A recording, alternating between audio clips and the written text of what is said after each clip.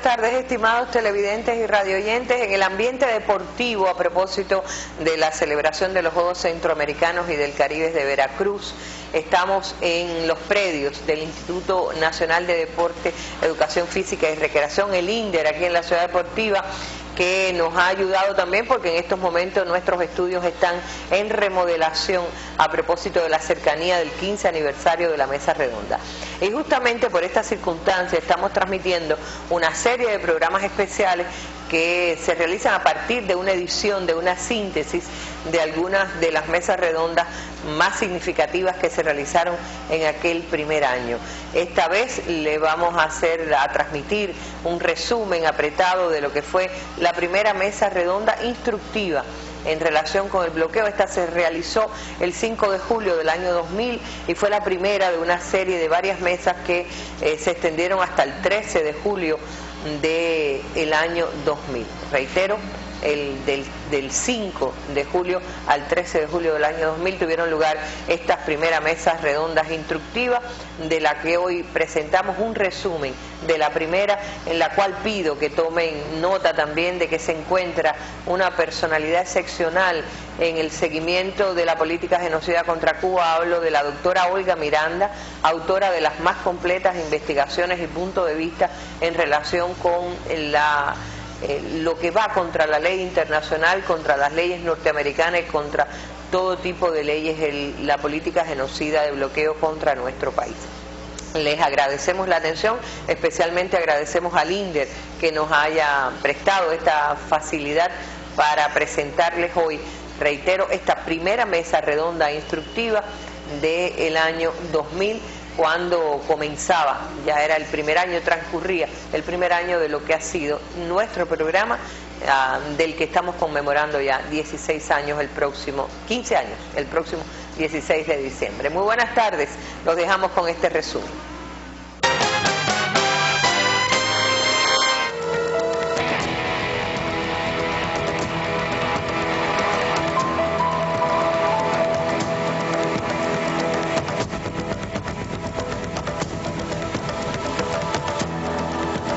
Tema muy importante para la lucha de nuestro pueblo, pero quisiéramos iniciarlo con los antecedentes al triunfo de la revolución. Yo creo que no podríamos hacer un análisis de qué encuentra la revolución el 1 de enero del 59 sin abordar esa situación socioeconómica de los años precedentes al 1 de enero del 59. La Cuba de entonces tenía una estructura agrícola o una estructura económica agrícola con una sola industria importante o de cierta importancia, la industria azucarera, y el resto de la industria era de muy escasa importancia. Pero a su vez, esa economía agrícola era de carácter extensivo y con un predominio del latifundio, en tanto que la masa campesina, en lo fundamental, vivía en condiciones de extrema pobreza e incluso podemos decir de miseria. La dependencia era otro rasgo característico de aquella economía. Por supuesto, la dependencia hacia Estados Unidos. Y esa dependencia se concretaba en una serie de aspectos muy específicos. Estados Unidos controlaba los resortes fundamentales de la industria exportadora cubana, comenzando por supuesto por la industria azucarera y los canales de comercialización del azúcar. Poseían directamente los norteamericanos en Cuba aproximadamente 1.200.000 hectáreas de tierra, incluidas las mejores tierras del país. Controlaban de modo directo el servicio de electricidad, el servicio telefónico, el abastecimiento de combustible, el crédito bancario y buena parte de la escasa industria existente, incluyendo la industria láctea, la industria de la goma, la industria del níquel, las pocas industrias que tenían alguna relevancia en la Cuba de 1959. La dependencia hacia Estados Unidos era extremadamente marcada en el campo de las relaciones comerciales.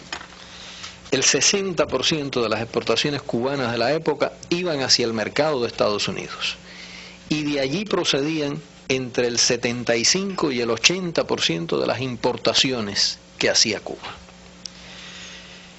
Creo que habría que agregar un rasgo más a la situación económica de la época, y era la característica de desempleo y subempleo que marcaban la economía cubana de entonces.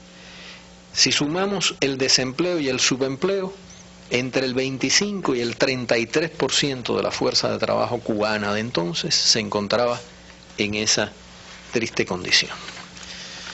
Pero quizás sea la realidad social de la época la que nos dé un cuadro aún más directo y claro de aquella sociedad. Aquella realidad social incluía cosas, y inevitablemente voy a tener que dar algunas cifras, pero son cifras muy elocuentes en sí mismas. La tasa de analfabetismo general promedio era de 23%. Pero si tomamos la población rural, esa tasa de analfabetismo alcanzaba el 41% de la población en áreas rurales. Existían en el país, con aproximadamente 6 millones de habitantes, casi 1 millón de analfabetos absolutos y más de 1 millón de semianalfabetos. Existían en aquel entonces unos 600.000 niños sin escuela, y en cambio, y paradójicamente, existían al mismo tiempo 10.000 maestros que no tenían trabajo. Solo el 55% de los niños en edad escolar estaba matriculado en las escuelas. O dicho en otras palabras, de cada 100 niños, 45 en edad escolar no se encontraban matriculados. Es decir, no había cobertura para ellos en el sistema de enseñanza de la época. Y el nivel de escolaridad medio en el país era de 2 grados de enseñanza primaria. Si echamos un vistazo a la situación de la salud, nos encontramos que existía un médico por cada 1.076 habitantes. En la ciudad de La Habana, que solamente tenía el 22% de la población del país en la época, en cambio se concentraban el 61% de las camas de hospital disponibles. Obviamente, en la Cuba de aquel entonces no existía virtualmente la medicina rural. Y según una encuesta, una interesante encuesta que hizo en 1957 la Agrupación Católica Universitaria, por lo tanto, se trata de una fuente bastante poco sospechosa de pretender extraer de esto consecuencias radicales. Esa encuesta de la Agrupación Católica Universitaria de 1957 revelaba que en el campo el 14% de los trabajadores padecían o habían padecido tuberculosis. El 13% padecía en ese momento fiebre tifoidea. El 36% tenía parasitismo intestinal. Y el 31% de los trabajadores agrícolas padecía paludismo. La mortalidad infantil, esa mortalidad infantil que hoy nos enorgullece hasta los niveles que la hemos reducido a niveles de países altamente desarrollados, en la Cuba de enero de 1959 era superior a 60 por cada 1.000 nacidos vivos. Y la esperanza de vida en aquel entonces no alcanzaba los 65 años de edad. Esta misma encuesta de la Agrupación Católica revelaba que solo el 33% de las viviendas eran de mampostería y que en las zonas rurales el 78% de las viviendas eran los bohíos, bien conocidos, generalmente de piso de tierra y tabla de palma. En el campo solamente tenían instalaciones sanitarias el 4% de las casas, agua corriente el 10% y electricidad solamente el 10% de las viviendas. La situación de distribución del ingreso era en la viva estampa de una sociedad con una profunda desigualdad. Quizás solamente bastaría decir que el 30% de la población, 30% de menores ingresos, recibía solamente el 4% de los ingresos totales que se distribuían en el país. Y para no hacer quizá demasiado largo esto, recordar solamente que la seguridad social solamente alcanzaba al 53% de los trabajadores, en tanto que muchas de las entonces cajas de retiro, así llamadas, se encontraban desfalcadas o absolutamente en bancarrota. Y finalmente, solo el 11% de los trabajadores rurales tomaba leche y solamente el 4% comía carne. Esto es muy a grandes rasgos la situación económico-social del país al triunfo de la revolución. Es sobre esta economía pobre, subdesarrollada y dependiente sobre la cual se va a ejercer desde el primer instante la política agresiva en lo económico del gobierno de Estados Unidos. Esa política agresiva, y creo que bien lo decía Polanco al comienzo, se sitúa desde el mismo 1 de enero de 1959. Si bien no podríamos hablar todavía de un bloqueo, formalmente hablando, pero sí, indudablemente ya de una política agresiva con manifestaciones muy claras. En primer lugar, la acogida que reciben en Estados Unidos los batistianos, culpables de atroces asesinatos, torturadores, ladrones de los fondos públicos, que son acogidos allí. Ninguno de ellos es devuelto a Cuba, ni en ningún momento se devuelve a Cuba el dinero que se robaron de los fondos públicos. Solamente, y esta no fue la única fuente de enriquecimiento ilícito, las reservas monetarias cubanas al inicio de la dictadura de Batista eran algo superiores a 500 millones de dólares. Cuando cae el régimen de Batista, se habían reducido a 84 millones. Es decir, habían más de 400 millones de dólares que se evaporaron sencillamente.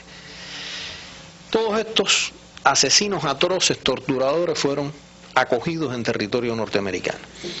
Ese dinero pasó a bancos norteamericanos y de vuelta hacia Cuba nunca llegó absolutamente un solo centavo.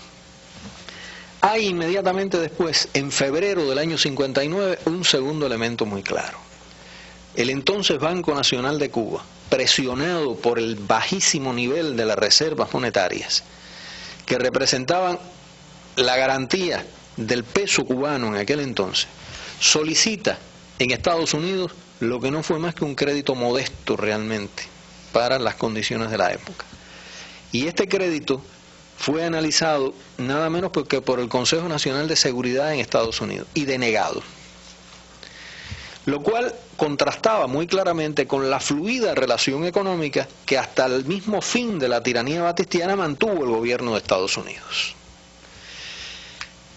Podemos preguntarnos por qué desde el mismo 1 de enero de 1959 esta política de agresión económica contra un país pequeño, pobre, dependiente y además cuya economía estaba afectada por 2 años de guerra de liberación y además por el saqueo sistemático que durante 7 años la habían sometido los batistianos.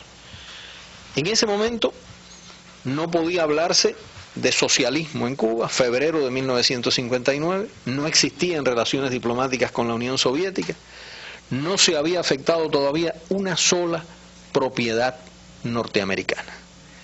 Es decir, ya desde momento tan temprano ya existía una política de agresión económica. Y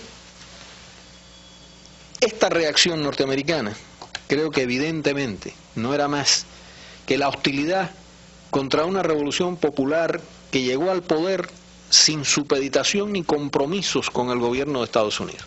Indudablemente la ley de reforma agraria de 17 de mayo de 1959 es un momento importantísimo en esa escalada de agresiones que ya se venían produciendo. Quizás sería necesario, Polanco, caracterizar muy brevemente algunos rasgos de esa estructura agraria que justamente la ley de reforma agraria enfrenta.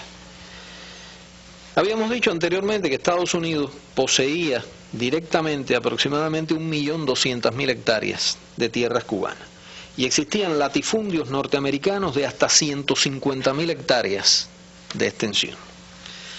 Al mismo tiempo, esa estructura agraria mostraba que el 64% de los agricultores no eran propietarios de las tierras que trabajaban y buena parte de ellos debían pagar rentas.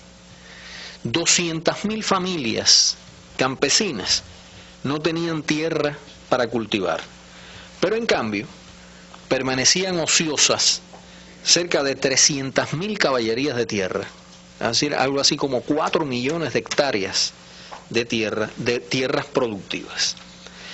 Y la situación de latifundio quizás la exprese claramente el hecho de que solamente el 8% de los propietarios, grandes latifundistas, poseían más del 70% de las tierras. Ahora, la reforma agraria por sí misma no era una medida socialista. Era una decisión de hondo contenido popular, de justicia social. Era incluso algo que había estado plasmado ya en la Constitución de 1940, la proscripción del latifundio, pero al mismo tiempo era algo que chocaba inevitablemente con los intereses norteamericanos. Hacer una reforma agraria en Cuba significaba inevitablemente afectar intereses norteamericanos. La reacción norteamericana contra la ley de reforma agraria en realidad tampoco puede decirse que fuera una reacción contra el socialismo, como posteriormente han tratado de argumentar que el bloqueo económico se debió a la adopción por Cuba de la ideología socialista, del marxismo-leninismo, de su acercamiento a la Unión Soviética, etcétera, etcétera. En realidad reaccionaron contra la reforma agraria por la pérdida de sus latifundios, que eran a la vez pilares de la estructura agraria atrasada, de la pobreza, del desempleo y del desalojo en el campo cubano. Los diferentes gobiernos de los Estados Unidos reiteran constantemente que sus acciones de embargo, tal y como ellos llaman, es decir, en definitiva el bloqueo, responde a las afectaciones que se le produjo a las propiedades de los ciudadanos norteamericanos en Cuba. Y sin embargo, en este momento del triunfo de los primeros años de la revolución, estas medidas no habían sido aplicadas, no se habían llevado a cabo. Yo pienso, tal y como dice, y si Olga me lo permite, la doctora Olga Miranda en su libro Nacionalizaciones y Bloqueo, que el bloqueo norteamericano contra Cuba queda establecido como castigo por haber osado el pueblo de Cuba y su gobierno revolucionario enfrentarse al más poderoso imperio del siglo XX. Y yo le agregaría, en definitiva, por haber hecho uso de su legítimo derecho a determinar su sistema económico, político y social. ¿Cuál era la alternativa del gobierno revolucionario? Traicionar al pueblo. Desde luego que para el señor presidente de los Estados Unidos, lo que nosotros hemos hecho por nuestro pueblo es traición a nuestro pueblo. Y no lo sería con toda seguridad si en vez de ser nosotros leales a nuestro pueblo, hubiésemos sido leales a los grandes monopolios norteamericanos que explotaban la economía de nuestro país. Al menos quede constancia de las maravillas que encontró la revolución al llegar al poder, que son ni más ni menos que las maravillas del imperialismo, que son ni más ni menos que las maravillas del mundo libre para nosotros los países colonializados. Precisamente una de esas maravillas era el problema de la tierra en Cuba en aquellos años, que ya ha abordado Osvaldo. Pero quisiéramos abordar el tema de la reforma agraria desde su aspecto jurídico, o sea, porque a partir de ese momento se crean principios que después son de alguna manera utilizados para el proceso de nacionalizaciones que se produjo posteriormente. La doctora Olga Miranda podría referirse a este aspecto. Yo quisiera hacer primero una distinción entre confiscación y nacionalización. No solamente por lo que dijo Emilia, de que se ha tergiversado nuestro proceso, sino porque son dos instituciones completamente distintas. Incluso Cuba, en la Revolución Cubana, comienza el proceso de reivindicación de su riqueza mediante los actos de confiscación a las propiedades del tirano y sus secuaces. Fíjense que empezamos en el año 59, en enero ya empezamos a actuar en ese sentido. Y solamente en mayo, 5 meses después, es que aplicamos la primera medida de nacionalización, que es la ley de reforma agraria. La confiscación es el resultado, la consecuencia de un delito. Todos estos señores eran delincuentes y por lo tanto se les confiscaron sus bienes. La nacionalización es una medida económico-social y por lo tanto lleva aparejada una compensación. El confiscado no lleva ninguna indemnización.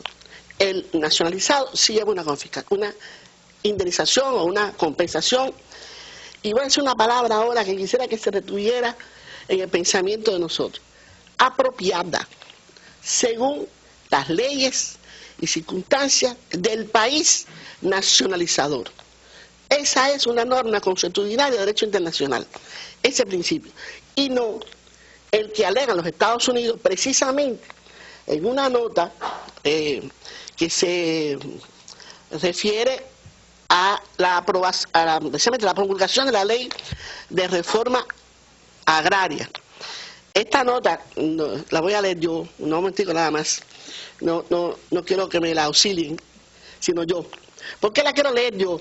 Simplemente porque los Estados Unidos, en junio de 1959, ellos dicen, reconocemos el derecho del pueblo de Cuba a nacionalizar su propiedad. Es un derecho incuestionable, no lo podían cuestionar. Pero, ahí viene el pero. Nosotros exigimos que esa expropiación sea pagada pronta, se ajusta pronta y adecuada y efectiva. O sea, eso es lo que se llama, o que ellos llaman, los estándares internacionales. Sin embargo, ese es el estándar de ellos y de los antiguos estados colonialistas. Los estándares internacionales actuales, que están vinculados en el derecho de autodeterminación económica reconocido por las Naciones Unidas desde la resolución del año 52, la 626, que mencionó Emilia, la 1803 de 1962 y la declaración de la Carta de Derechos y Deberes Económicos de los Estados de 1974, lo que dice es que la compensación es apropiada. Eso es lo que dice la ley internacional. Por lo tanto, no hay razón para estar pidiendo el justo, pronto y efectivo pago. Pero además, ellos se niegan ellos mismos al decirnos eso, cuando desde el año 49 tienen una ley que reconoce el procedimiento de pago aplazado, que es lo que se usa en el mundo.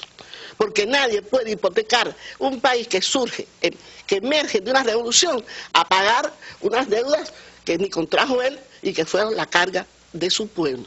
Quería decir esto porque es muy importante, que nos va a seguir posteriormente en el tema de la explicación de la nacionalización y de cómo la nacionalización cubana, a partir de la primera, que es la ley de reforma agraria, sigue patrones internacionales y nosotros no nos hemos apartado de ellos. Aún, como decía Emilia, en 1959 no está aprobado estas leyes posteriores. Sin embargo, si no hay en ese momento ninguna ley internacional que diga que el Estado tiene que compensar la propiedad nacionalizada. No hay una norma internacional en ese momento. Esas normas vienen posteriores a la revolución, o sea, vienen posteriores al 59 y al 60. ¿Qué hay un antecedente? Muy brevemente lo voy a decir porque también estamos en un proceso agrarista. Tenemos que con el momento en que estamos nosotros.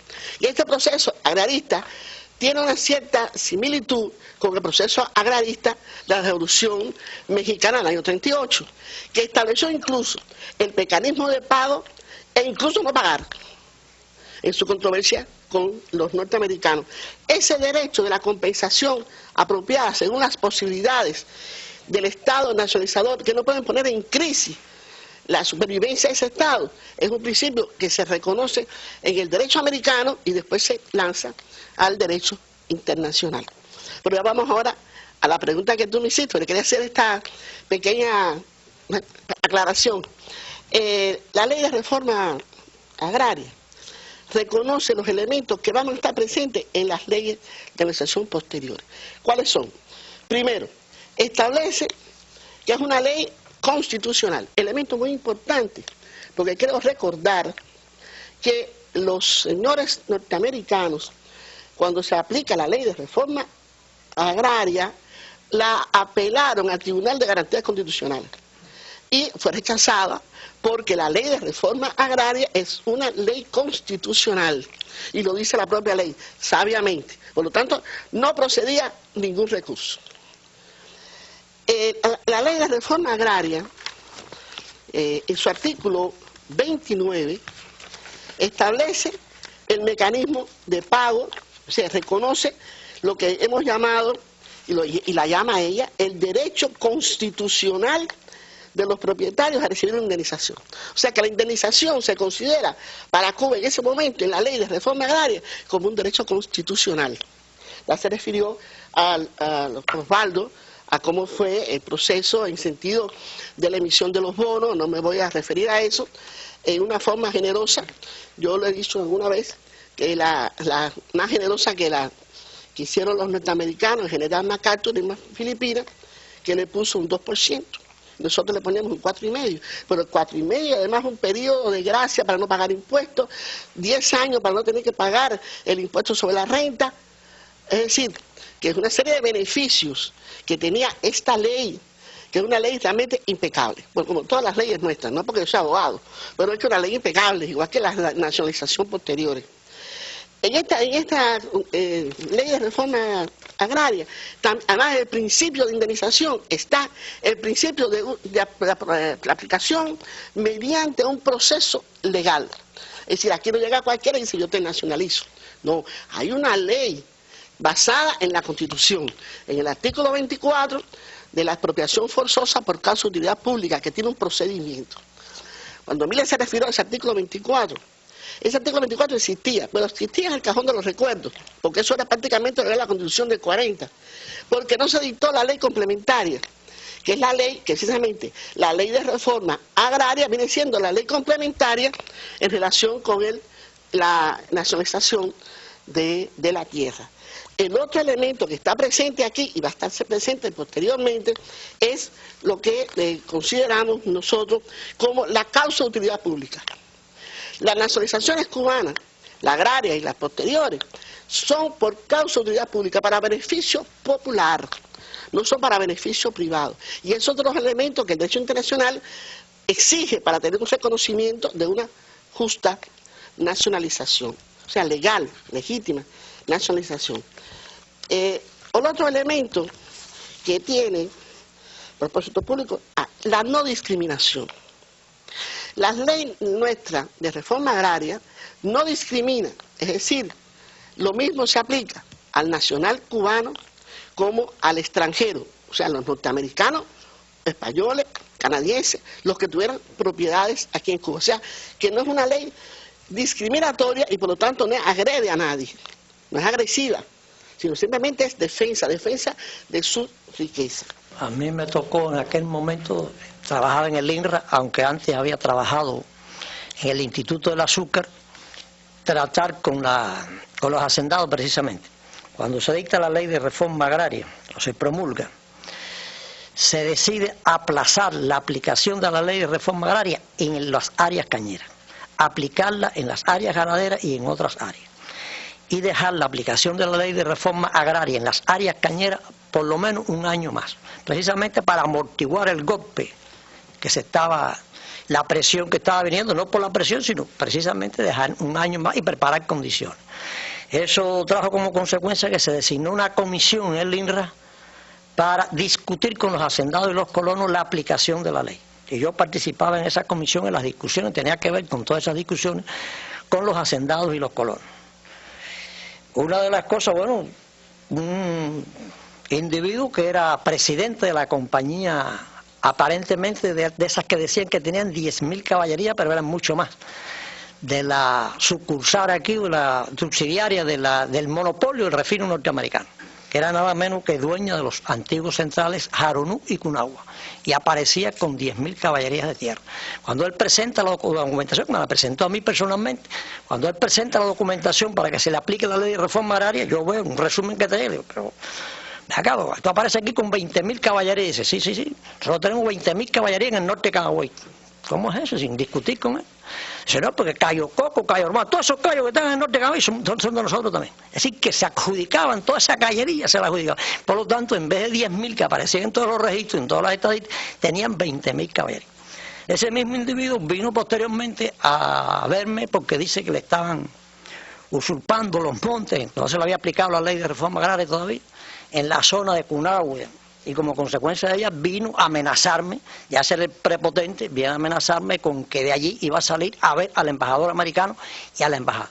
Ahí sí tuve unas palabras con él, bastante violentas y demás, pero él salió de allí que por poco ni recoge el maletín para irse, en definitiva. Esa es una de las cosas que me acuerdo. La otra fue la actitud de la burguesía cubana en ese momento. Por ejemplo, un hacendado, el cual estaba quebrado totalmente, quebrado en el sentido es, y entonces también fue a que le comprara el LINRA, le comprara el ingenio. Yo tuve que discutir con él y demás, hablar con él y demás. Entonces no se decidió comprar el ingenio. Entonces en la entrevista en que yo le notifico que no se le va a comprar el central, él me dice, yo lo conocí personalmente, y me dice, bueno, Alfredo, o sea que me van a quitar el ingenio, me van a quitar la tierra, pero yo me voy ahora para Miami, voy a pasar unas vacaciones allá, 3 meses, porque en definitiva a mí me quitan un ingenio en 1000 caballerías de tierra. Pero tú crees que los americanos se van a dejar quitar aquí todos los ingenios, se van a dejar quitar los ferrocarriles, los bancos. Aquí entran los marines, Alfredo. Yo dentro de 3 meses estoy aquí otra vez a recuperar lo mío. Es decir, esa fue la mentalidad de esa gente, que son los que hoy están, parte de ellos, están allá en la mafia Miami, con esas cosas que se fueron a pasar unas vacaciones de 3 meses, se han convertido en 40 años. En primer lugar, las acciones de amenaza y acciones de coerción económica y de agresión contra nuestro país, contra los principales objetivos económicos, comenzaron prácticamente desde el principio del mes de enero. Así, por ejemplo, tenemos la primera referencia que se hace a la posibilidad de supresión de la cuota azucarera, se hace en fecha tan temprana como enero 21 del 59, donde el representante Wayne Hayes amenaza no solamente con determinadas acciones de tipo económicas, sanciones económicas, sino también el envío de tropas y la reducción de la cuota. Posteriormente, ya el 24 de junio, es decir, prácticamente unas semanas después de la reforma agraria, el Departamento de Estado decide tomar una posición firme contra la reforma agraria y se valora en una reunión que se sostiene ahí la supresión de la cuota azucarera. Ahí hay una declaración muy importante de Christian Herter que califica estas acciones como medidas de guerra económica. Yo creo que esto es muy significativo porque precisamente da una caracterización del tipo de acción que se estaba llevando a cabo contra nuestro país.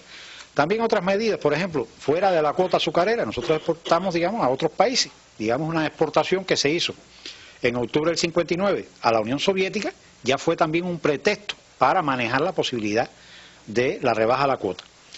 Varios congresistas se reunieron también en mayo del 60, el senador George Smatter también planteó dentro de la discusión de la ley azucarera una disminución del 10% de la cuota a Cuba en unas 312.000 toneladas que se distribuirían tanto en los productores internos como otros exportadores azucareros.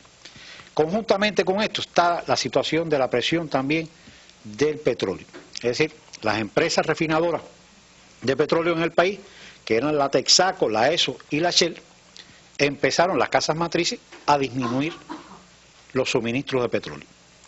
Y además de eso, también se negaron a procesar el petróleo que había adquirido el país, precisamente, de otras fuentes, incluso más baratas, y para procesarlo en esta refinería, violando con ello el artículo 44 de la Ley de Minerales y Combustibles, que estaba vigente desde el 9 de mayo del 38, y precisamente lo que da lugar a que posteriormente se tenga que tomar la decisión de intervenir la empresa Texaco y posteriormente la ESO y la Shell en el mismo mes de junio, el día 28. Vamos entonces a pasar a este testigo excepcional que habíamos dicho ahorita, que es Wayne Smith, que era en aquel momento funcionario de la embajada entonces de Estados Unidos en Cuba. Adelante. Señor Smith, muchas gracias por estar nuevamente con nosotros y quiero preguntarle lo siguiente: ¿por qué los Estados Unidos no negoció en términos económicos y financieros las nacionalizaciones con Cuba como hicieron otros países que llegaron a acuerdos y resolvieron en términos financieros las nacionalizaciones? Bueno, Taladrid, a responder muy brevemente, los Estados Unidos rechazó la primera oferta del gobierno revolucionario. En 59 con la reforma agraria, bonos de 20 años a 4%, algo así. He olvidado los detalles, pero más o menos era así. Y también la oferta por las propiedades nacionalizadas en 60, más o menos lo mismo. Rechazó los Estados Unidos esa oferta, diciendo que no fue suficiente. No negociamos, no hablamos más del asunto por 16 años. Y los Estados Unidos en los últimos 20 años, desde 79, 77 realmente, desde 77 por los últimos 23 años, no ha estado listo de moverse a la normalización de relaciones, y por eso no ha estado listo a negociar el asunto de las propiedades nacionalizadas, como han negociado todos los demás gobiernos. Pues yo he dicho muchas veces públicamente, y puedo repetir aquí, que una gran parte de la responsabilidad por no tener un acuerdo sobre el asunto de compensación por esas propiedades es del gobierno de los Estados Unidos. Y por supuesto, Cuba tiene sus reclamos contra los Estados Unidos.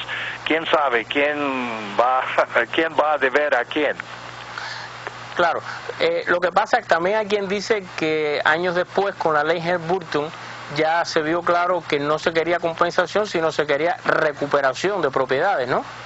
Bueno, mire, yo diría lo siguiente, yo no soy abogado, pero me parece a mí que mientras dure la legislación Helms-Burton, es decir, mientras sea vigente la legislación Helms-Burton, no podemos negociar el asunto de las propiedades, de la compensación, porque la legislación Helms-Burton incluye a todas las propiedades cubanoamericanas. Y es obvio que un gobierno no puede demandar compensación por las propiedades de los que no fueron sus ciudadanos en el momento de perder sus propiedades.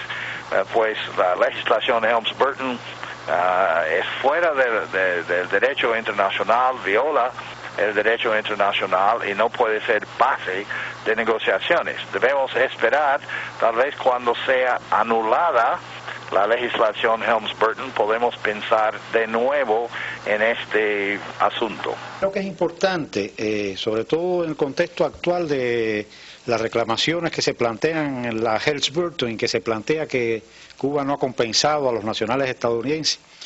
La doctora Miranda señalaba muy acertadamente que los ciudadanos norteamericanos no han sido compensados precisamente por la intransigencia del gobierno de Estados Unidos, precisamente de no aceptar las condiciones que se señalaban en las leyes cubanas, como así respetaron, digamos, otros países, como fue el caso de Francia, Suiza, Gran Bretaña, Canadá y España, donde precisamente sus nacionales han sido compensados. Yo creo que es importante señalar, porque es un aspecto que se maneja en la Helms-Burton y en la actualidad, de que incluso Cuba no tenía posibilidades de haber indemnizado a los nacionales estadounidenses. Y yo creo que esto es importante, examinar las condiciones y premisas de la ley cubana, y precisamente a partir de ahí, y el nivel de fundamentación de estas premisas, determinar si efectivamente se podía o no se podía haber compensado. Y debemos partir precisamente de los elementos básicos que constituyen esta ley. En la ley se establece no solamente los recursos para su indemnización, sino también los mecanismos y plazos acorde con las condiciones económicas reales existentes en el país. Todo este proceso se hace en esos años manteniendo relaciones diplomáticas a ambos países, o sea, años 59 y 60, Cuba y Estados Unidos mantienen relaciones diplomáticas, y todo este proceso de nacionalizaciones y todo lo que se ha explicado, se mantienen estas relaciones diplomáticas. Sin embargo, en enero del año 61 se produce la ruptura por parte de Estados Unidos de las relaciones diplomáticas con Cuba. Vamos a ver cómo fue visto este momento por el propio Wayne Smith, que ahorita estuvo con nosotros en esta llamada telefónica. Vamos nuevamente a conversar con él. Muchas gracias, y efectivamente tengo directamente desde Washington, D.C. a alguien que en este momento que estamos hablando era funcionario de la Embajada de los Estados Unidos en La Habana. Me refiero al señor Wayne Smith. Señor Smith, bienvenido y muchas gracias por estar con nosotros esta tarde. No, un placer, Taladrid, estar con ustedes, pero déjeme subrayar que en aquel entonces fui un tercer secretario de muy bajo rango, no hice yo ninguna decisiones. Bueno, quiero precisamente tener su recuerdo de cómo fue aquel momento dentro de la Embajada de los Estados Unidos. Había unanimidad, estaba de acuerdo todo el mundo en continuar la política anterior de hostilidad, o pensaban que se podía salvar las relaciones con Cuba. ¿Cómo fue ese proceso dentro de la Embajada de los Estados Unidos? No, hubo un grupo en la embajada, encabezado ese grupo por el embajador Bonsall, que tenían la idea de tener paciencia, mantener las relaciones, llegar con tiempo a un entendimiento con la revolución cubana.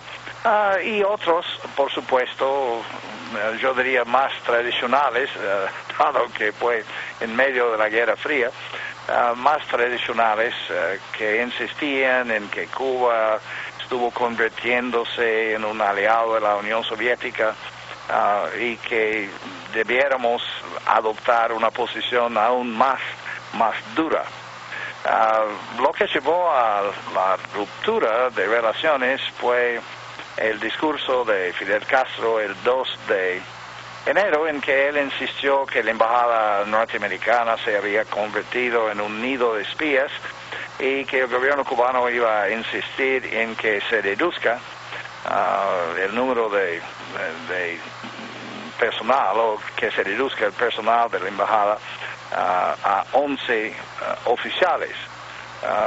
Comunicándonos con el Departamento de Estado esa noche, habíamos llegado a una decisión de que si el gobierno cubano tenía referencia a 11 diplomáticos, pues íbamos a dejar abiertas las puertas, pero 11 oficiales en total, es decir, mensajeros y secretarias, pues íbamos a romper relaciones. La respuesta de Relaciones Exteriores la mañana siguiente fue la segunda, que 11 oficiales tenía referencia a todos, y pues rompimos relaciones diplomáticas el 3 de enero y salimos el 4 de enero. Yo bien recuerdo que saliendo del puerto de La Habana, yo me prometí estar con el primer grupo de diplomáticos norteamericanos a volver a Cuba. Y 16 años después, sí, fui uno de los primeros a volver. Ahora, señor Smith, yo tengo entendido que desde el mismo 59 hasta el momento de la ruptura de relaciones ya habían sucedido bastantes cosas organizadas desde el propio gobierno en Washington, de acuerdo a los propios documentos desclasificados en los años recientes, como atentados, bombas, asesinatos, infiltraciones armadas. Y también tengo entendido que había una estación, de acuerdo a los propios documentos desclasificados en los Estados Unidos, había una estación de la CIA en esa embajada que era bastante activa, organizando grupos armados, situaciones de violencia, terrorismo, etcétera. ¿No le parece que esto ha influido en este proceso, en esta petición del gobierno cubano? Sí, sin la menor duda. Sin la menor duda. Hubo esas actividades, no hay duda de eso. Ahora es una cosa pública. Es una cosa pública. El gobierno cubano sí había tomado ciertos pasos considerados por el Departamento de Estado, por el gobierno de los Estados Unidos, contra sus intereses. Pero, mire, yo diría lo siguiente, tal vez una ruptura, dado las actitudes de las dos partes, que una ruptura en aquel entonces fue más o menos inevitable. Pero señor Smith, ¿usted cree realmente que se puede poner al mismo nivel a un país pequeño como Cuba y a una potencia como Estados Unidos? O sea, me refiero, por ejemplo, Cuba no estaba reclamando ninguna industria en Pensilvania, ni estaba reclamando cómo funcionaba la mafia en las elecciones de Illinois, o si Kennedy arregló con la mafia las primarias de West Virginia y las elecciones de Illinois.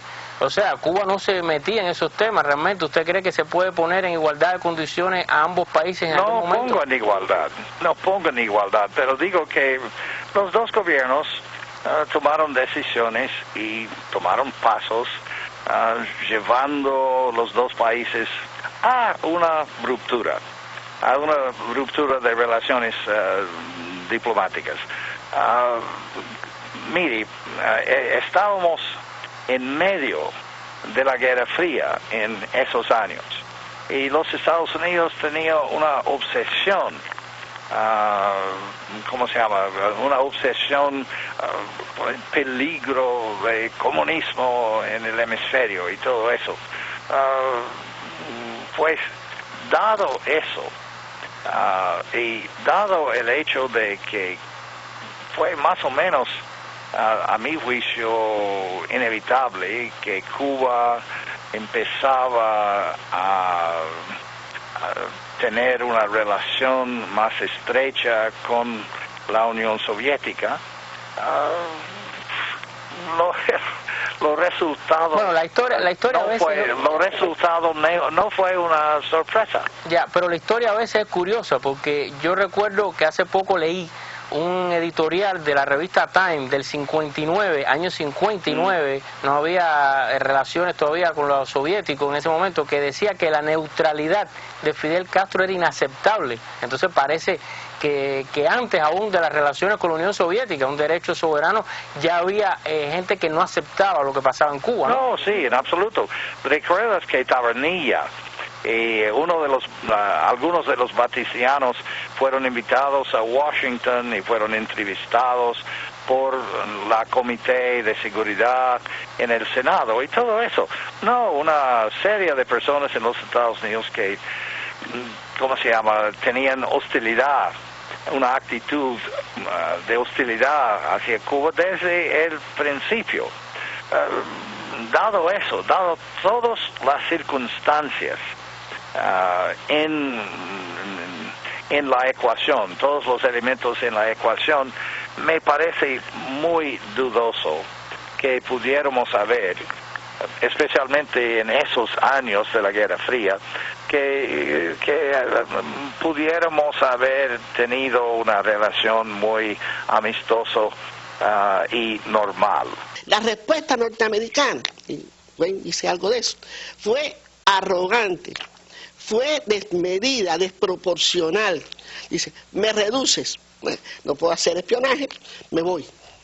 Y se fueron. Ellos fueron los que rompieron relaciones.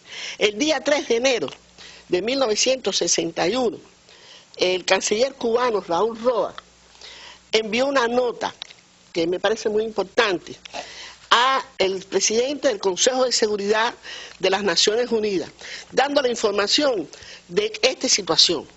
Y esta nota dice, bueno, está un poquito oscura para leer desde aquí, dice lo siguiente: el gobierno de Cuba adoptó anoche la decisión de solicitar del gobierno de los Estados Unidos de América que redujera el personal de su embajada en La Habana a 11 personas, en proporción paritaria al número de funcionarios de la nuestra en Washington, dándole un término de 48 horas a los restantes para retirarse del país. El motivo determinante de esa decisión es que, según las pruebas que obran en poder del gobierno de Cuba, la mayor parte de ese personal está implicado en actividades delictivas de espionaje, subversión y terrorismo. Efectivamente, en el año 62 ya se produce la instauración formal del bloqueo. O sea, todo esto que hemos analizado, en el año 62 ya se da la orden ejecutiva en la cual se establece formalmente el bloqueo, lo que Estados Unidos llama embargo, y vamos a hablar muy brevemente de esta diferencia. ¿Cómo fue esta orden ejecutiva? ¿Qué establecía, doctora? Bueno, la orden ejecutiva ejecuta un mandato del presidente que había recibido del Congreso de Estados Unidos por la sección 620 de la Ley de Asistencia Extranjera aprobada el 4 de septiembre del 61. Esta sección le dice al presidente, usted aplica el embargo para ello, o sea, el bloqueo cuando usted lo considere procedente. Estamos hablando de septiembre del 61. Sin embargo, no es hasta febrero del 62, exactamente el día 7 de febrero del 62, en que se proclama el bloqueo total sobre el comercio con Cuba. El fundamento que toma el presidente Kennedy en ese momento tiene la octava reunión de consulta de los ministerios, del Ministerio de Colonia, de la OEA, que declaró que era incompatible con el sistema interamericano ser marxista-leninista. Y segundo, otra gran absurdo, que Cuba era parte de la campaña, la ofensiva subversiva chino-soviética. Esos son los dos fundamentos. Posteriormente, por tanto, tenemos aquí la seguridad hemisférica, o sea, y la seguridad nacional, los dos elementos. El presidente Kennedy declara entonces que se prohíbe a partir de las 12:01 del día 7 de febrero del 62 todo comercio de importación de todos los productos de origen cubano y ordena al secretario del Tesoro a que adopte las regulaciones que van a prohibir precisamente, vamos a llamarle $0. Va a tener una palabra muy directa. Esto es un proceso muy complicado, una regulación que demoró un tiempo después, un año. Y por el otro artículo, otro capítulo, le dice al Departamento de Comercio, y creo importante esto, mientras que el Departamento del Tesoro le dice, ejecuta, actúa, al de Comercio le dice, continúa llevando a cabo las prohibiciones de toda exportación de Estados Unidos. O sea que ellos mismos reconocen que han venido aplicando todo un proceso de prohibiciones y le dice, continúa aprobando.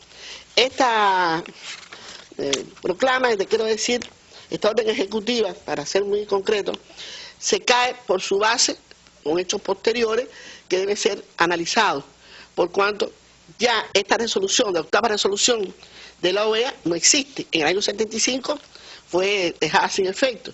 Y lo otro de la campaña subversiva chino-soviética no vale la pena comentar.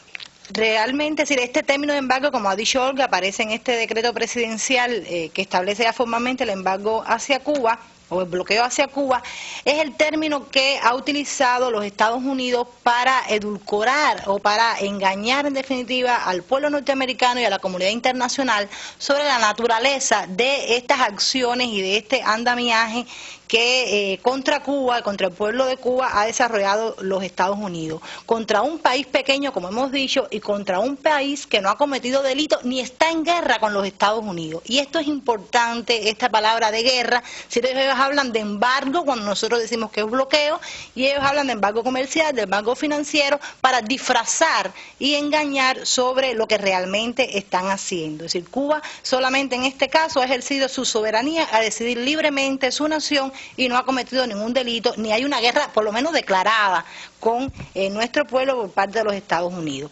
¿Por qué, por tanto, decimos que se trata de un bloqueo ilegal y no un embargo?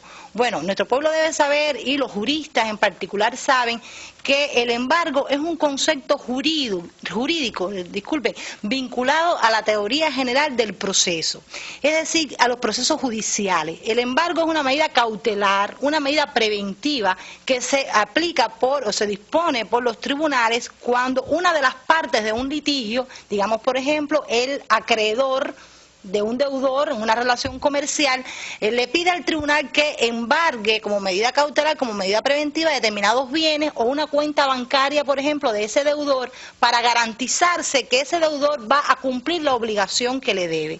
Es decir, que el embargo, repito, es este término, ellos lo han utilizado de otra manera, pero es un concepto jurídico, es un término jurídico aplicable en los procesos judiciales. Sin embargo, ¿qué es un bloqueo? El bloqueo es encerrar, incomunicar, aislar del exterior, asfixiar, enclaustrar, aprisionar, asediar, a un grupo de personas o un país determinado con un fin político para hacer rendir por hambre a ese sitiado. Y fíjense que ahora digo sitiado porque es que el bloqueo es un término de guerra, es decir, realmente esta política o esta manera de actuar, de tratar de bloquear, de aprisionar, de asfixiar, de encerrar para que no haya comunicación con el exterior a un país o a un grupo de personas determinados, está reconocido o se utiliza en tiempos de guerra y no en tiempos de paz. Por tanto, está claro que no se corresponde con la doctrina ni con la práctica internacional estas acciones que hacen los Estados Unidos, a las cuales le llaman embargo y que nosotros llamamos bloqueo. Rápidamente quiero decir que desde la Conferencia de Londres, la Conferencia Naval de Londres de 1909, se aceptó como principio de derecho internacional que el bloqueo es un acto de guerra y que por tanto no se reconoce un bloqueo en situaciones de paz, y que nosotros conozcamos, no hay una guerra declarada en estos términos por parte de los Estados Unidos. Y finalmente quiero decir que los propios Estados Unidos en el año 1916 responden a Francia sobre este tema, lo cual es muy interesante, y le dicen textualmente: los Estados Unidos no reconoce a ninguna potencia extranjera el derecho de poner obstáculos al ejercicio de los derechos comerciales de los países no interesados, recurriendo al bloqueo cuando no exista estado de guerra. Y decir que, en definitiva, se están aquí contradiciendo con lo que hace y utilizan la definición de embargo, repito, para confundir, pero que nada tiene que ver con lo que están haciendo los Estados Unidos, ni tampoco deberían bloquearnos, porque, repito, no estamos en guerra.